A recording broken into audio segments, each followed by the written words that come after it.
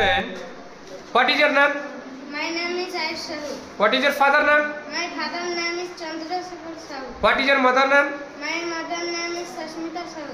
आज विषयटा अच्छे translation structure 10 structure कहबू व्यवहार करबू ही इज नॉट ठीक अच्छे रेडी पचारमा से जड़े शिक्षक He is a teacher.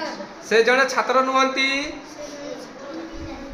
He is not a student. से जड़े बालिका She is a girl. से जड़े नर्स नुहंती She is not a nurse. से जड़े कृषक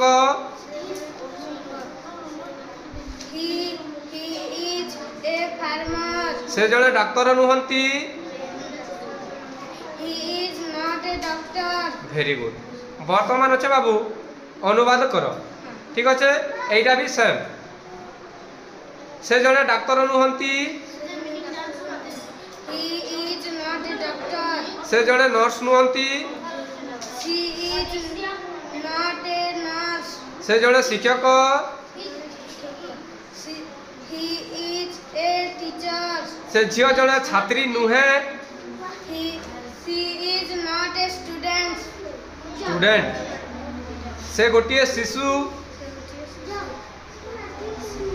He is a child. से जड़े शिक्षक नुहंती He is not a teacher. से जड़े कृषक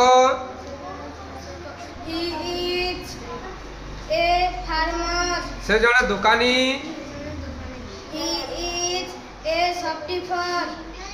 आउ थर कह से जड़े दुकानी He is a shopkeeper. Shopkeeper sit down